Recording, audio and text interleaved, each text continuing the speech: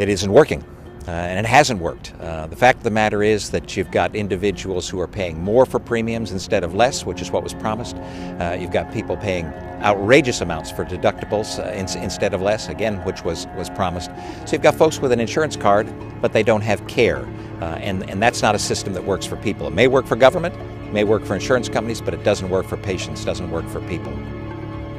Well, I think that what's important is that we get Americans the health care that they need and deserve, and that's why it's important that we make sure that we get this right for the American people. Well, because it is hemorrhaging, and the patient's going to die. And we need to stop the hemorrhaging, so we need to start the process of replacement with something that actually puts patients and healthcare providers in charge. And we need to really start thinking about what is the purpose of health insurance.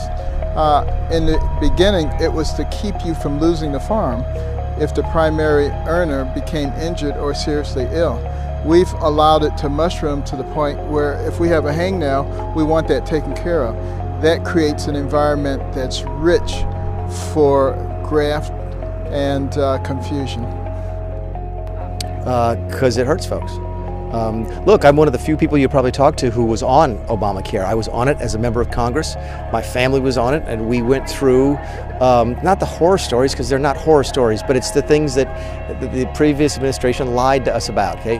Our costs went up dramatically. I lost my doctor. I went into my doctor's office, and they refused to see me because they refused to carry my Obamacare coverage. So I lost my doctor. My wife lost hers. My kids had to go into a separate plan, so we had, I think, 5 different deductibles to meet in my family. It was outrageously expensive. It's bad care. It's bad coverage. It's not good for folks. And we were some of the lucky ones because at least we still had coverage. There's a lot of folks in the country now who live in an area that don't have any coverage at all. So it hurts people. My guess is that was by design when the previous administration put it into place because they want a single-payer system, and we have to repeal it so that we get rid of what's there now and don't replace it with a single-payer.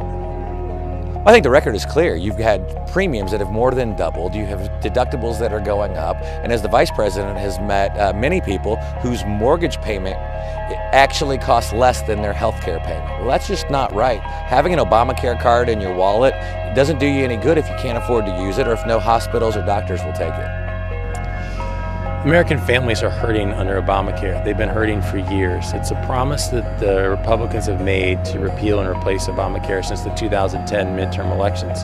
Right now, Americans were promised premiums would decrease by $2,500 on average, and in fact, they've gone up over $3,000 per family. Insurers are fleeing the markets. Today, there's over 40 counties in America that have absolutely no insurer left on the private exchanges. There's over 1,300 counties that only have one insurer, just a pure monopoly in that particular community. So we need to provide competition back into the insurance marketplace.